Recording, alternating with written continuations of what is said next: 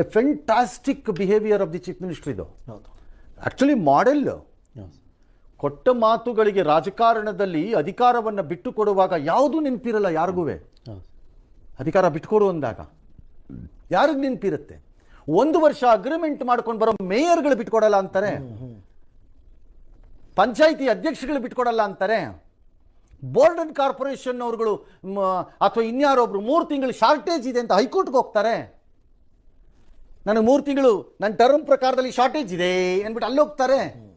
ಅಂಥದ್ರಲ್ಲಿ ಒಬ್ಬ ಮುಖ್ಯಮಂತ್ರಿ ಇಷ್ಟು ದೀರ್ಘಕಾಲ ಆಡಳಿತ ನಡೆಸಿದವರು ಮತ್ತು ತನ್ನ ಹಿಂದೆ MLAಗಳು ಇದ್ದಾರೆ ಅಂತ ಗೊತ್ತಿರುವವರು ಮತ್ತು ಬೇರೆ ವಿಚಾರದಲ್ಲೂ ಅಷ್ಟೇ ಶಕ್ತಿಯನ್ನು ಉಳಿಸಿಕೊಂಡಿರುವವರು ಅತ್ಯಂತ ಸ್ಮೂತಾಗಿ ನಾನು ಕೊಟ್ಟ ಮಾತಿನಂತೆ ಹೊರಡ್ತೀನಿ ಅಂತ ಹೇಳಿ ಹೊರಡೋದಿದೆಯಲ್ಲ, it requires lot of guts ಬೇಕು ಅದಕ್ಕೆ. ಹೌದು, ಕರೆಕ್ಟಾಗಿ ಹೇಳ್ತಿದ್ದೀರ ರಂಗಣ್ಣ ಅವರೇ.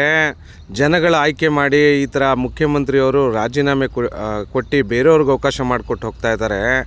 ಆದರೆ ನಮ್ಮ ಕರ್ನಾಟಕ ರಾಜ್ಯ ವಕ್ಫ್ ಮಂಡಳಿಯಲ್ಲಿ ಎಲೆಕ್ಷನ್ ಇಲ್ಲ, ಸೆಲೆಕ್ಷನ್ ಮಾಡ್ಕೊಂಡು ಈ ಮೈಸೂರು ಜಿಲ್ಲೆ ಪ್ರಾಂತ್ಯ ಮತ್ತು ಮಂಡ್ಯ ಜಿಲ್ಲೆ ಪ್ರಾಂತ್ಯದಲ್ಲಿ ಇದೇ ನಮ್ಮ ತನ್ವೀರ್ ಸೇಠ್ ಸಾಹೇಬರು 5 ಕಮಿಟಿಲಿ ಕೂತ್ಕೊಂಡು ನಮ್ಮ ಬಾಬಾ ಸಾಹೇಬ್ ಅಂಬೇಡ್ಕರ್ ಸಂವಿಧಾನದ ಅಡಿಯಲ್ಲಿರುವಂಥ ವಕ್ಫ್ ಬೋರ್ಡ್ ಮಂಡಳಿನ ಇವರು ಕಾಲ್ ಕಸ ಮಾಡ್ಕೊಂಡವ್ರೆ.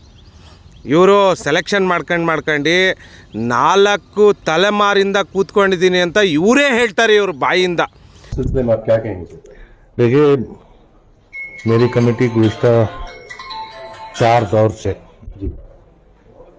मैं वहाँ एक खादिम के तौर से खिदमत अंजाम दे रहा हूँ. ಮಾನ ಮರ್ಯಾದೆ ಏನಾದರೂ ಇದೆಯೋ ನಮಗೆ ಗೊತ್ತಿಲ್ಲ. ಇದು ಅಲ್ಲಿನ ಹೆಸರು ಆಸ್ತಿ, ಯಾರ ಅಪ್ಪನ ಮನೆ ಸೊತ್ತಲ್ಲ, ಇವ್ರ ಸೊತ್ತು ಅಲ್ಲ, ನಮ್ಮ ಸೊತ್ತು ಅಲ್ಲ, ಅಲ್ಲಿನ ಹೆಸರು ಆಸ್ತಿ. ಇದ್ರ ಇನ್ಕಮ್ ಸೋರ್ಸು ಬಡವ್ರದು ಬಗ್ರದು.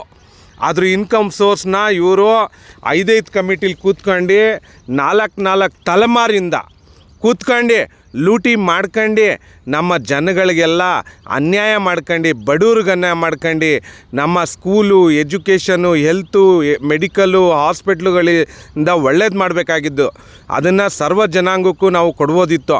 ಆದರೆ ಇದನ್ನೆಲ್ಲ ಲೂಟಿ ಮಾಡ್ಕೊಂಡು ಈ ವಕ್ಫ್ ಆಫೀಸರುವೆ, ಈ ಮುಷ್ತಾಕ್ ಹಮೀದುವೆ, ಈ ತನ್ವೀರ್ ಸೇಠ್ ಎಂಬ ಹೆಸರಿನಾದ ನಾನು ಈಗ ಕೈಗೊಳ್ಳುವ ಕರ್ತವ್ಯವನ್ನು ಶ್ರದ್ಧಾಪೂರ್ವಕವಾಗಿ ನಿರ್ವಹಿಸುತ್ತೇನೆಂದು ಭಾರತದ ಸಂವಿಧಾನದ ಹೆಸರಿನಲ್ಲಿ ಪ್ರಮಾಣ ಮಾಡುತ್ತೇನೆ, ಸತ್ಯನಿಷ್ಠೆಯಿಂದ ಪ್ರತಿಜ್ಞೆ ಮಾಡುತ್ತೇನೆ. ಸರ್ಕ್ಯುಲೇಷನು ನಮ್ಮ ಬಾಬಾ ಸಾಹೇಬ್ ಅಂಬೇಡ್ಕರ್ ಸಂವಿಧಾನದ ವಿರುದ್ಧವಾಗಿ ಕೆಲಸ ಮಾಡ್ಕೊಂಡು ಈ ವಕ್ಫ್ ಮಂಡಳಿನೇ ಕೆಲಸ ಮಾಡ್ತಿದೆ. ಆ ಥರ ನಮ್ಮ ಪಬ್ಲಿಕ್ ಟ್ಯಾಕ್ಸ್ ಮನಿ ಕೋಟ್ಯಾಂತರ ರೂಪಾಯಿ ಎಲ್ಲ ತಗೊಂಡು ಅದು ಎಲ್ಲಿ ಹೋಯ್ತವ್ರೆ, ಆ ಇನ್ಕಮ್ ಸೋರ್ಸು ಅಂತ ಗೊತ್ತಿಲ್ಲ. ಆದರೆ ಇದೇ MLA ಸಾಹೇಬರು ಪಬ್ಲಿಕ್ ಮುಂದೆ ಬಂದು ಈ ಅಲಿಮುಲ್ಲಾ ಅವ್ರ ಜೊತೆ ಲೈವ್ ಡಿಬೇಟ್ ನಡೆಸಿ ಫೇಸ್ ಟು ಫೇಸು ಡಾಕ್ಯುಮೆಂಟ್ ಸಮೇತ ಉತ್ತರ ಕೊಡಿ, ಜನಗಳಿಗೆ ಆನ್ಸರ್ ಕೊಡಿ ಅಂತ ಹೇಳಿದ್ರೆ ಗಟ್ಸು ಇದು ಎಲ್ಲಿದೆಯೋ ಗೊತ್ತಿಲ್ಲ.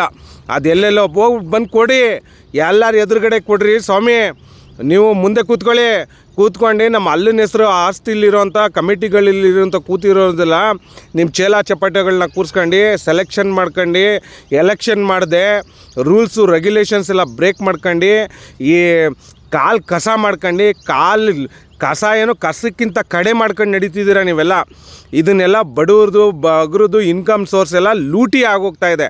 ಇಲ್ಲ ಎಲ್ಲಿ ಹೋಗ್ತಿದೆ ಅಂತ ತೋರಿಸಿ, ನೀವು ಜನಗಳಿಗೆ ತೋರಿಸಿ, ಇದನ್ನು ನ್ಯಾಯ ಕೊಡಿಸಿ. ಮಾನ್ಯ ಮುಖ್ಯಮಂತ್ರಿ DK ಶಿವಕುಮಾರ್ ಸಾಹೇಬ್ರೆ, ಆ ಭಾವಿ ಮುಖ್ಯಮಂತ್ರಿಯವರೇ, ಹಾಗೂ ನಮ್ಮ ಅಹಿಂದ ವರ್ಗದ ನಾಯಕರೇ ಸಿದ್ದರಾಮಯ್ಯ ಸಾಹೇಬ್ರೆ, ರಂಗಣ್ಣ ಅವರೇ, ನೀವು ಇದನ್ನು ಕೇಳ್ಬಿಟ್ಟು ನಮಗೆಲ್ಲ ನ್ಯಾಯ ಕೊಡಿಸಿ ಅಂತ ನಾವು ಕಳಕಳೆಯಿಂದ ವಿನಂತಿ ಮಾಡ್ಕೋತಾ ಇದ್ದೀವಿ. ಜನಗಳು ನಮ್ಮ ಮುಸ್ಲಿಂ ಜನಾಂಗದವರು ಬಡವ್ರು ಬಗ್ರದು ಇದು ಇನ್ಕಮ್ ಸೋರ್ಸು, ಯಾರು ಲೂಟಿ ಮಾಡ್ಕೊಯ್ತಾನೆ, ಇವ್ರು ಕಾಲು ಕಸದ ಕಡೆಗಿಂತ ನಡೀತಾವ್ರೆ, ಇವರು ಸಂವಿಧಾನನ ಉಲ್ಲಂಘನೆ ಮಾಡ್ಕೊಂಡು. ಇದೆಲ್ಲ ನ್ಯಾಯ ಕೊಡಿಸಿ ಪುಣ್ಯ ಕಟ್ಕೊಳ್ಳಿ.